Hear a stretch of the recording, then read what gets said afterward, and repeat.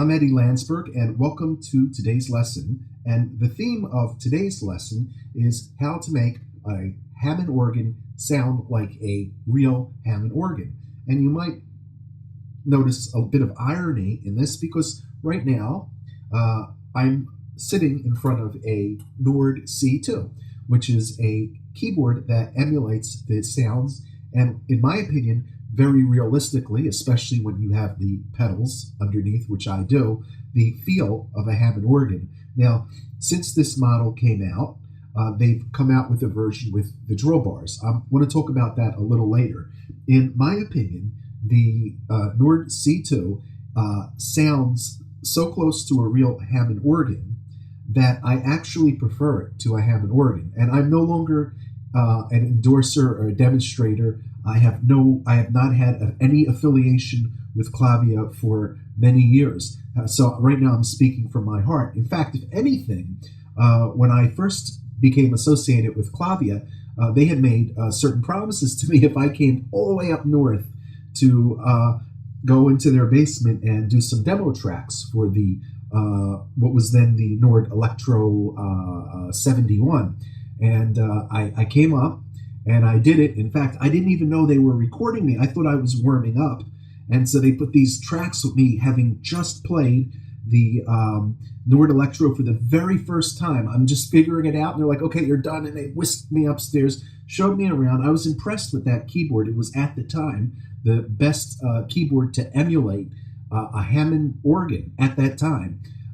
Except its one weak point was that it had this upper end shrill, and but I felt the Leslie was great, the chorus was great, whatever. They made a lot of promises, and they did not pull through on it. And I'm a person with a lot of pride, so you'd think that I would then, as a result, malign their products. And in my heart, I wanted to do that, but the fact is that when the Nord C1 came out, it offered a keyboard that had the feel, the sound, and was 16 kilos, and meaning that I could stick it into a soft carrying case and pull it to a gig on a train, crowded train in Tokyo, and even take it up steps by myself. And the feel's there, the sound's there. So as much as it hurts to admit it, I gotta say that of all the clones that are out now, I haven't played each and every one, but the Nord C1, C2, now they have the new one with the drawbars. It has the feel, it has the sound, and I actually prefer it to a real Hammond organ because I know when I turn it on, it's going to work. And also, there are some other little tweaks and things that you can do that you couldn't do with a real Hammond that sometimes you need to do when you're not using, for example, a real Leslie, because a lot of gigs nowadays don't really pay to lug a real Hammond organ to a pizza shop. We're talking 400 pounds. I'm sorry to go from pounds to kilo, but I really admire friends of mine. I'll pay tribute to Lonnie Gasparini, who do lug the beast. But in terms of the organ being a viable instrument for many people to play, just like a saxophone or a guitar or a bass, having a 16 kilo keyboard that feels and sounds so close to the real thing really takes the organ to a new level. So I'm giving them a free endorsement despite the fact that they screwed me. Now, getting on, let's talk about how to make the organ sound like an organ. And one thing is, and we're speaking about jazz organ now, is the basic drawbar settings. And some people say, well, the Nord doesn't have the real drawbars, so it kind of defeats the purpose of having this great sounding keyboard. Well, actually, first of all, once you get the feel of them, they're not that difficult to control. But most classic jazz organ recordings that you hear, and I'm talking starting from Jimmy Smith, Jack McDuff, that school, there actually are a handful of drawbar settings that you hear on 99% of all the classic recordings that are very easy to set up, whether or not there's drawbars. And knowing how to use them is the challenge. And there's some players who have real Hammond organs that don't know how to use them. And as a result, they play the organ and it doesn't even sound like an organ. the first setting is classic 888 Jimmy Smith. You don't need real drawbars to pull. There it is. Put your 3 fingers there, hold it down. And what you do is the percussion tabs are on, soft, fast, and on third. The chorus vibrato is set to usually C3. There's some situations where you have it on, there's some situations you have it off. The Leslie is either on slow, which is what would be the sound when you had a Leslie 122, for example. If I was playing a 21H, I would put it on stop. And here's what it sounds like.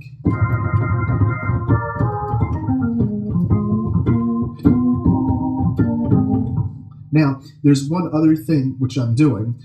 Reverb is very important, and you want a little reverb that it sounds springy. Too much reverb, it's going to sound muffled. Not enough reverb, it's just too direct and just sounds a little sloppy. So you want enough, and it depends on the room, the speaker you're using. You want to have a little spring to it. And of course, you do it to taste, and some organists use more reverb than others. But what the word in your head is spring. So this is, for me, a little less. For me, that would be a fair amount. Now, the next thing is there are EQ settings on some organs. And right now, I believe that you need to tune the organ to the room, and every room is going to have a different dynamic, especially when you're not using a real Leslie. What I like about the new organs is that you can control the bass. Now, right now it is very late at night. It's almost 1 in the morning. I have the bass way, way, way down. My goal is not to rock a room because I have a neighbor. So the bass is way down. On the other hand, I set the treble and the mids to eliminate shrill, yet get a clear sound. And that's going to have a lot to do with the room. It's going to have to do with the speaker and also how you set it up. I have right now, the treble is almost turned off completely, but my mid is up a little bit over halfway. But again, my organ right now is down really low, so I can make this video for you. But what you want to do is sit and tune the organ to the room. I'll talk more about that later. But the next thing, I've just pulled out the last drawbar. Now the percussion is on, and you should know that's not going to do anything because it's disabled when the percussion is on. So you'd wonder, well, why in the world would I have that final drawbar out if it's not going to make any noise? The reason is because just by turning off the percussion and speeding up the Leslie, you have a whole different sound that can add power to your solos. Here's what I mean. Right now, first thing is I just turned on my left-hand bass, and it's this simple. You don't need drawbars to do it. Draw buttons do it perfectly. 808 is your basic bass, left-hand bass setting. And the middle, say hello to my dog, the middle drawbar adds growl. And it's ironically, we just got some growl, but that was from my poodle, Ricky. I think that was Ricky. Now, the growl is coming from the dog, not the drawbar. All right, now, what happens is, I often just use 808, but some people prefer 8, like 4/8. It's up to you. It depends how much growl you want. There's another little trick. This is just an after trick. Some old organs used to have this leakage problem, and it would sound like drawbars were pulled when they weren't. So if you set your, like, all the drawbars to 11111, it sounds a little bit more like an old broken, broken on the verge of collapsing, not so clean organ, and you can add a little distortion. And when you use distortion, you want it so the distortion is only perceptible when the pedal is turned all the way up.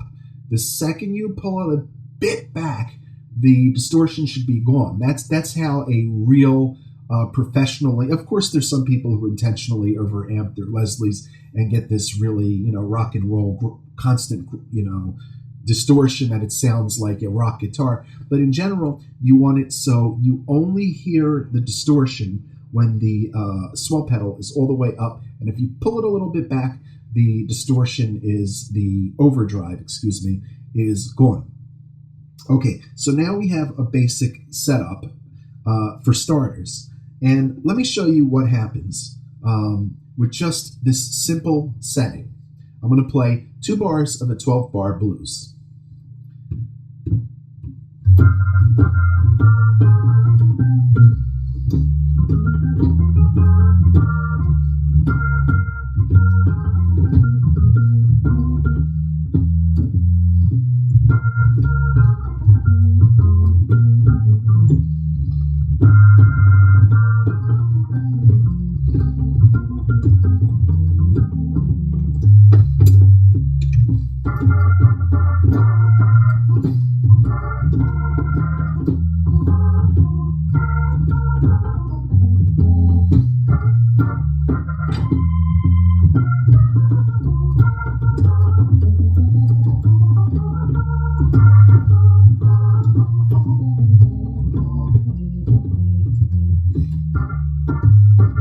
So what you just heard was, and I left that one draw bar out to the 1.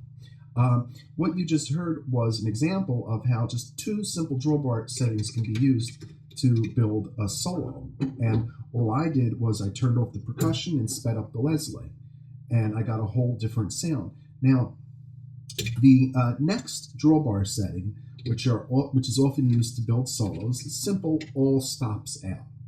And when all stops are out, you're often going to have the Leslie on fast. So now let me show you a 12-bar blues, which is going to start out with a simple Leslie on stop or slow, percussion on 888 setting, and is going to build to a full shout.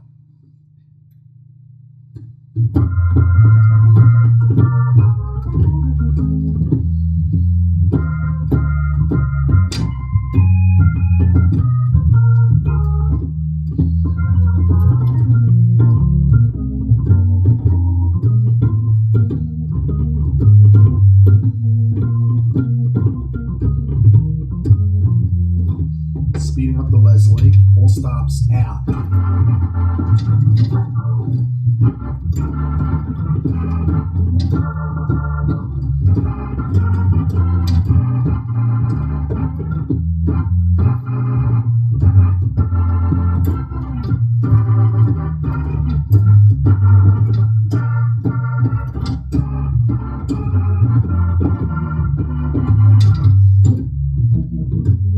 So there you hear a way. I'm not happy. I want more reverb on that. Okay, so there you hear a very simple way that you build a solo by simply going from that 1 draw bar setting, which is the 888, to all stops out. Now there is a second setting which I would use in the presets, and I just made it. And this is the setting which Jimmy Smith used for his Squabble setting. And what you do is the Leslie is going to be on fast, the percussion is going to be off. You're going to have a lot of reverb usually, and you might have heard Mac the Knife.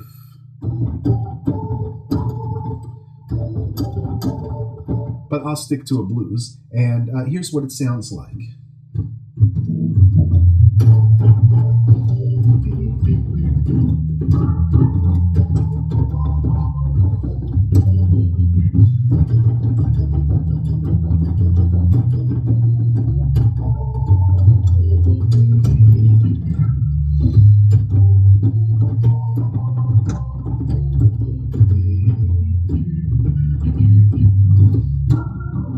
So there's your Squabble setting, and normally you use you're playing octaves for the melody notes, and then you play the 4th and 5th.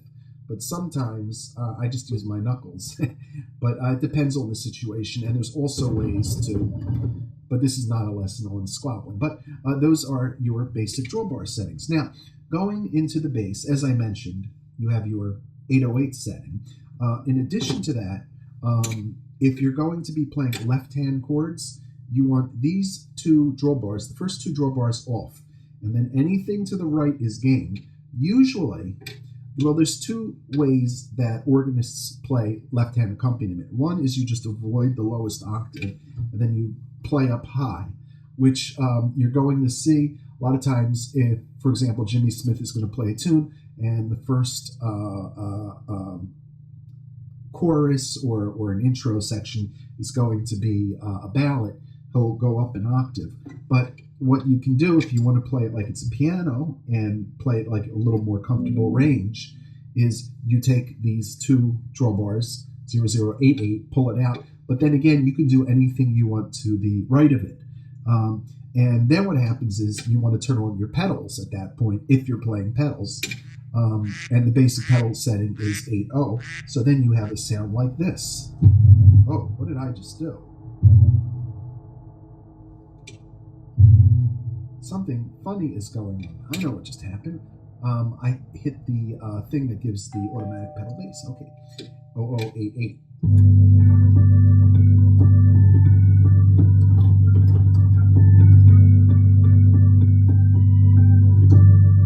So there you have it, and playing the blues.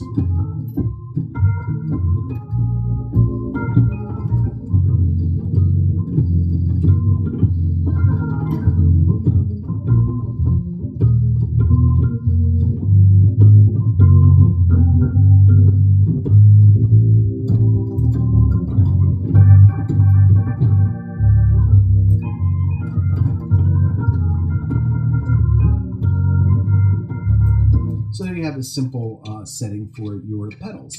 And often what I do is I will always make sure with my presets I have 808 and access to one of, a left-hand comping pattern, and then I'll have something else with the other drawbars. And right now it's late at night, so I'm trying not to make noise. So I'm not going to play the pedals too much. That rumble does carry through walls.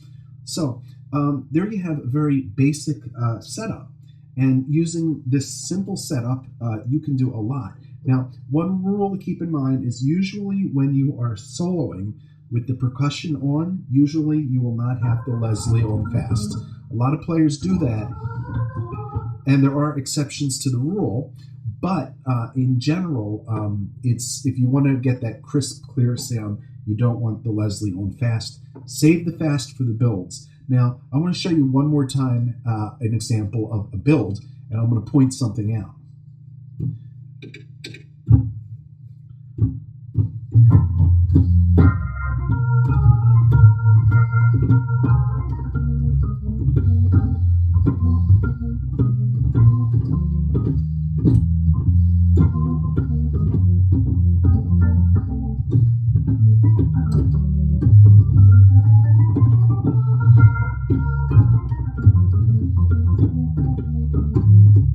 Now, I don't know if you noticed, but when I came right to the end of that solo, I went to speed up the Leslie.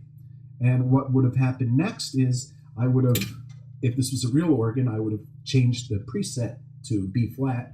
But on this particular organ, I changed my presets to all stops out. So here's what the whole thing looks like from beginning to end, a build.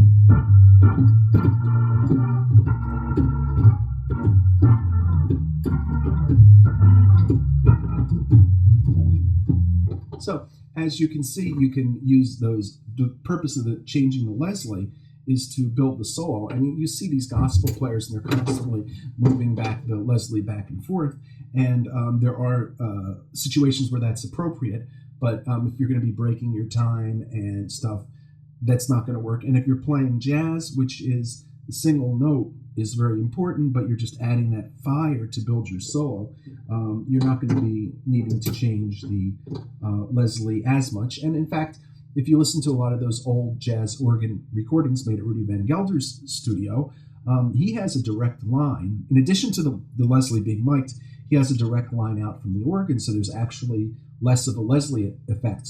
He did that to get the bass compressed and nice and juicy and up front, and there's that unique sound, but the organs aren't as Leslie-ish if you listen to a lot of those old Blue Note recordings. Now, so we did that, and there's a couple more points, and then I'll stop. One is that the pedals, there's a thing called toe tapping. I wish I could change the camera, but all you do is you play the pedal. You don't sound it, but you tap it really fast, and you can use any pedal, and it's going to make the same sound. And what that does is it adds this little thud and percussion to the bass line, which gives it a little bit more oomph. And let me let you hear it. I'll play one chorus without it and one chorus with it.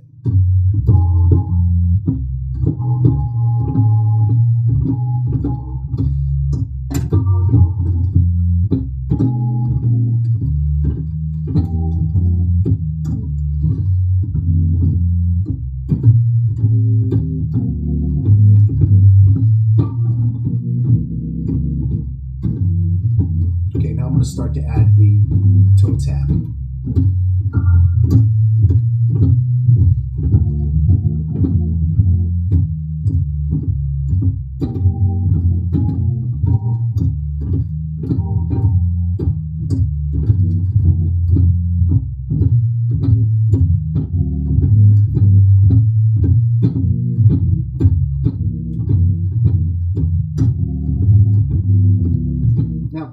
Another point is that while I'm playing, my right foot is constantly on the swell pedal and using it to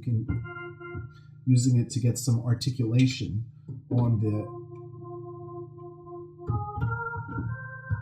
So a lot of newer players have a tendency to totally get their feet totally off that expression pedal. No, at all times keep your foot on the gas and near the brake.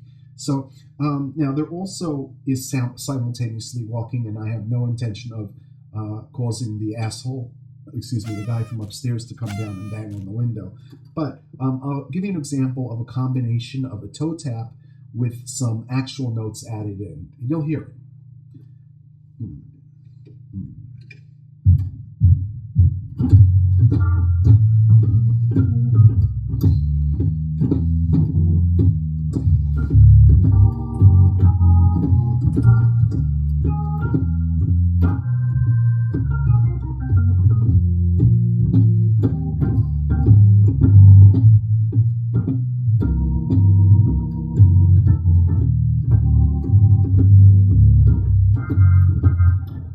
So there you hear where you can just play a little bit of pedal on the side. I added the drawbar in for a bit of growl. Now, the last point of this lesson is the upper manual versus the lower manual. And in general, when you are comping, most but not all of your comps are going to be occurring around in the lower manual in this area. But occasionally you will, add a little scream or something on the top manual. But a mistake that a lot of organists make is doing their entire comp on the upper manual, and that can be a little intrusive to the soloist. In addition, you want to answer your melody lines. For example, when you're soloing, you don't want to just do an endless stream of notes. You want to take breaks. And one way to do that is by comping to answer yourself. For example,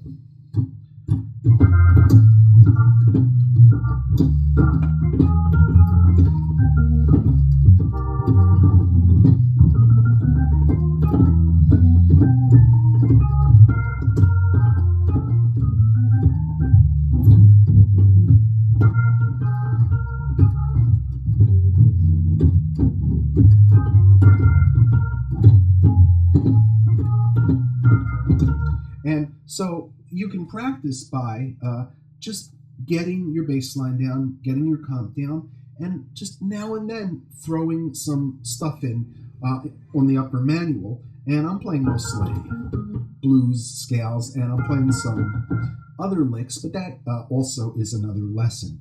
So there you have it. This is the real basics of getting an organ to sound like an organ. And once you do that, anything is possible.